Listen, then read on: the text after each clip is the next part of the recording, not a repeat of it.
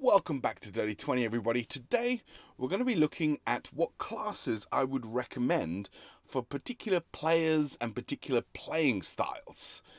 Let's get on with the show.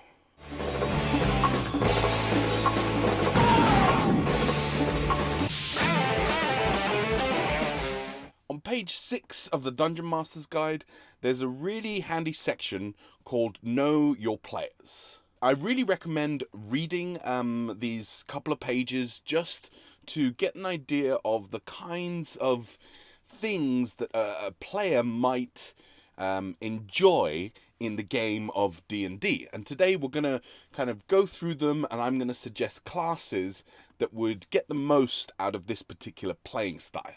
I recommend reading this and also checking out a lot of the awesome videos that have been made on the particular topic. As always, Matt Colville has done an excellent one. It's running the game number 11, and it's about different player types. So once you have an idea of the kinds of things that your players are enjoying in D&D, or the kind of D&D that they like to play, then you can start thinking about what classes you can recommend to them or that they might want to try out to get the most out of the game. First playing style is acting. Now, this one might seem really obvious, and it kind of is, but the actor likes to really engage in role-playing and talking with NPCs. They'll often talk in character, stuff like that. And for that, I would suggest the Bard. Their spells and skills really kind of encourage role-playing as part of the mechanics. For example, Vicious Mockery, an absolute staple of the Bard's spell list, is, I think, maybe one of the best cantrips in the game. It's D4 damage if you fail a wisdom saving throw. And that is psychic damage, which is nice because not a lot of creatures are immune or have resistance to it. And you also have the potential to make the monster that you're targeting have disadvantage on the next attack if they fail their saving throw. I myself, I swear in Japanese when I cast this this cantrip, because I'm playing an Oni, see, tiefling, drummer bard, and I have a lot of fun with that. Also worth considering are warlocks. They're kind of charisma characters, and so they'll tend to be good at the talking stuff, and there's lots of opportunity for RP there. Next up is exploring. This might be controversial. Hear me out, though. I'm going to go with the Wizard for this. Now, you might think the Ranger would be the ideal candidate for something like this. They have, you know, abilities like favored terrain and favored enemy, and they know about the things that they hunt, and it is a good class for this style of play, but the Wizard has that high intelligence score, and there's not a lot of different characters that have high intelligence scores. So you really have things like history, nature, religion, investigation, these skills which are tied to intelligence. The Wizard is going to be very good at them from the get-go. Therefore, in terms of like knowing the lore, and there might be a time where your DM says something and you say, oh, does my character know anything about it? If you're playing a wizard and the DM allows you to make a roll, you just have a higher probability of knowing that. Word of warning, though, it can be a little bit dangerous simply because wizards are not great for beginners. They're very, very squishy. They die very, very easily. And there's a lot to kind of take into consideration when picking spells and stuff like that. But if someone likes doing that and reading all the different spells and what they can do, and they have a clear idea of what kind of character they want to play, then I think this is good for the exploring style of play. Again, Ranger is not a bad choice. I'd also say that the rogue is pretty cool, especially if you're starting at level 3 and you can do an inquisitive rogue. They are super smart, super good at interrogating people. You can get a little bit of a vibe of like Sherlock Holmes, which is pretty cool. Instigating. Okay, so this is a style of play which I think is much more tied to the character of the player than an actual conscious choice of how to play the game. When there's a lot of talking going on and a character or a player is getting bored, they'll be like, okay, well, I'll just attack. And that makes things happen. Now, that might seem a little bit annoying for some people, but I've found that people who do this kind of instigating actually make the story move forward. Otherwise, you can just get into this very snail-paced kind of game. And for instigating, in my opinion, there's only one class. It's the Barbarian. Their rage ability is a bonus action to switch on. This ability really makes them tough as nails and means that if they get themselves into a sticky situation because of their rash actions, they're going to probably be okay just because they can absorb so much damage and they are heavy hitters. You will also probably be dumping intelligence, which gives you a nice reasoning for why your character does some what would be considered stupid things, which, again, really fun to roleplay. The Fighter and the Paladin are also pretty good options for this. They can really handle themselves, they're tough, they're, good in combat, and that's really where you need to be tough and be able to handle yourself. Next up is the fighting playstyle. Now, the people who enjoy combat and this kind of stuff, you might think that this overlaps a little bit with instigating, and you'd probably be right. However, I think that players who enjoy this particular style of play, I think that they see things very cinematically. They see the action in a very cinematic way.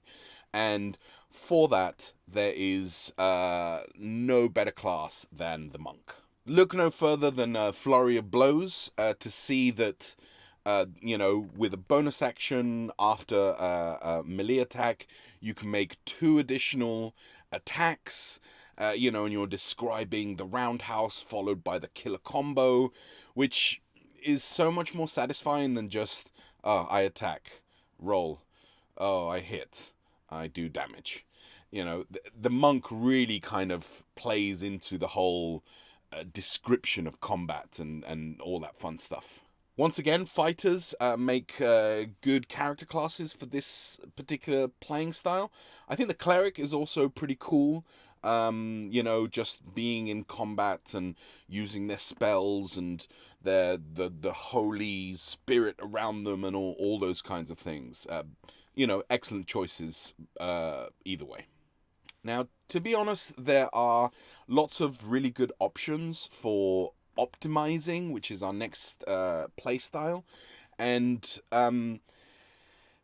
the min-maxer, as sometimes they're referred to, really is the kind of player that will do a lot of this research and look into things like multi-classing and stuff like that.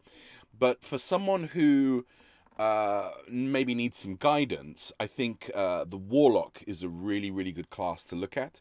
I would consider them a little bit bottom heavy. What I mean by that is that in the earlier levels, they get a lot of really cool stuff.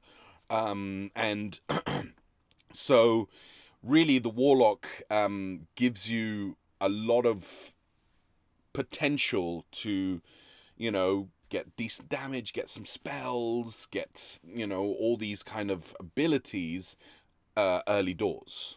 Perfect example of this is Eldritch Blast, which is hands down the best cantrip in the game, and you get it at level 1. It also improves as you go up levels, which is really, really nice, and, excellent damage dealing cantrip. It's kind of going to be the only thing that you do in combat. It's a running joke that the Warlock is going to Eldritch Blast everything. But again, really fun. Lots of other elements, whether it's roleplay or things like that. I think the Warlock is a really interesting class. Paladins and Wizards are also excellent for this kind of optimization. Again, a lot of kind of reading and working out what the best thing for your character might be. But yes, Paladins, Wizards, also a great choice. Problem solving is up next. Now, problem solvers are people who enjoy riddles, who like kind of coming up with the best way to deal with a problem, that kind of thing. And in my experience, the Rogue has been excellent at this. There is perhaps a little bit of overlap in terms of my interpretation of the exploring style together with this kind of problem solving. But to be honest, I think that I look at it a little bit like the Rogue is scheming and he's a little bit Machiavellian. And that's why I think that they can be really good for this kind of thing. Rogues can do a lot of things, but they're also great at kind of specializing. They get expertise, which doubles your proficiency on 2 skills, which means that, pretty early on you're going to get +7 or at least or something like that to some of your skills, which means that you're going to be very good at doing certain things. Rogues are decent damage dealers if you can reliably get your sneak attack off. They can be a little bit fragile in terms of number of hit points, and AC might not be the highest, but still, I think that you can kind of mix it up. But perhaps the thing that has made me enjoy playing a rogue and why I think that they're good at the problem-solving elements is that they make good leaders. They are scheming and they can come up with plans and stuff like that. And so I think the rogue is an excellent choice. Again, the subclasses like the inquisitive rogue is definitely one of my favorites. The mastermind is quite an interesting one as well, because you talk about like planning and stuff like that. The mastermind is very good at that. However, wizards and artificers would also make good problem solvers. Again, intelligence-based characters. So if you can't work out the best kind of approach, you can possibly turn to your DM and say, hey, my character's really intelligent. Could I make an intelligence roll to see if this is a good idea or not? But be aware that DMs like to obfuscate in these situations. Finally, we have storytelling. Now, storytelling is probably my favorite style of play. To be honest, everyone probably likes a little bit of several of them. But if I had to pick one, this would probably be my choice. You want something to just be epic and have, a kind of narrative structure to things. And it's really one of the main reasons why D&D kind of stands apart from a lot of other games, in that it's an ongoing long story, right? And storytelling is just, in my opinion, fantastic way of playing D&D and getting the most out of it. And I'm going to go out on a limb here, because the class that I would recommend for this particular style of play is one that I don't play very often. In fact, I've never played one of these characters. Also, they don't seem very popular. There's quite a lot of dissatisfaction with this particular character class. But I think they have a lot of storytelling baked into the class already, which appeals to me. And that is the Sorcerer. While playing a Sorcerer, you play a character that is naturally imbued with magic. They have not studied it. They may have not chosen to be this way, but nevertheless, their power comes from this natural thing that makes them pretty cool, in my opinion. It really just screams kind of Chosen One story arc to me, or if you think about the X-Men, you know, like developing powers and not necessarily understanding it or knowing what's going on. Really kind of cool story elements. One of the best executions that I saw of this was in a Dimension 20 little series that they did called The Unsleeping City. I strongly recommend it. We'll put the link to that in the description below. Do check it out. It's a lot of fun. The DM is really, really good. And the sorcerer in that little kind of adventure is almost like the audience's way into the story, because this character suddenly discovers that they have these powers, and they don't know what's going on, and they slowly start finding out all about this kind of magical world that's around them. And I think it's very, very well done. And it made me kind of want to check out the sorcerer, especially because of wild magic. The wild magic table is hella fun. The only thing that I would say about it is that it's very much on the player and the DM to remind the DM, hey, I'm using my sorcerer powers. Should I roll on the wild magic table? Otherwise, it's easy to kind of forget about, and there are some really, really fun effects in that. Other than the sorcerer, I mean, definitely the warlock, paladins, fighters, they kind of make for good protagonists. You know, the paladin that has sworn its oath and must fulfill whatever it has sworn to do.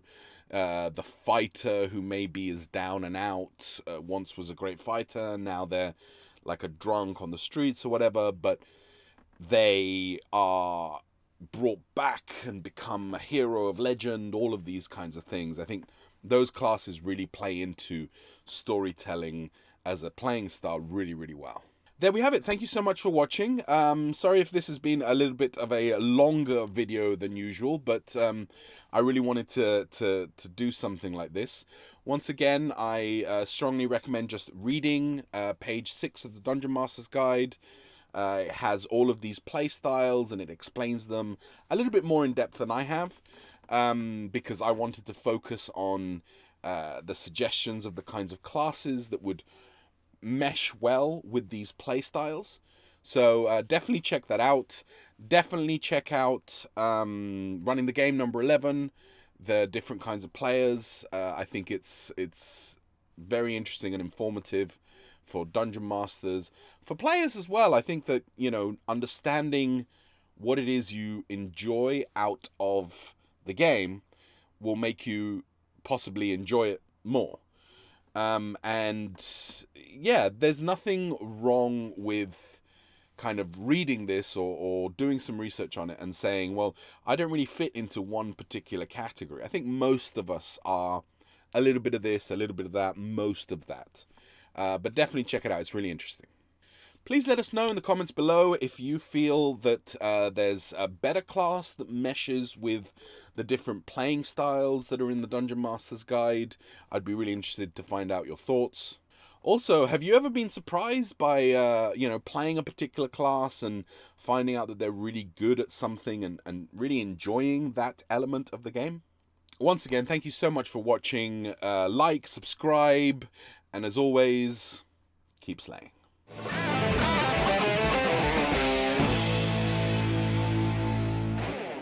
If you've enjoyed this content, then please smash that like button, subscribe, share this around online, and come and visit our website, www.lavictoriaproductions.com, to see all our past episodes, as well as our blog posts and all the stuff that we're currently working on at La Victoria Productions. Why not reach out to us and tell us what you think of our videos? You can reach us on Twitter At Mouth La Victoria is our producer. We are also on Instagram. I am Enano LVP, and our producer is Jazzy J Cherot. We're also La Victoria Productions on Facebook and LinkedIn. Come on by and let us know what you think.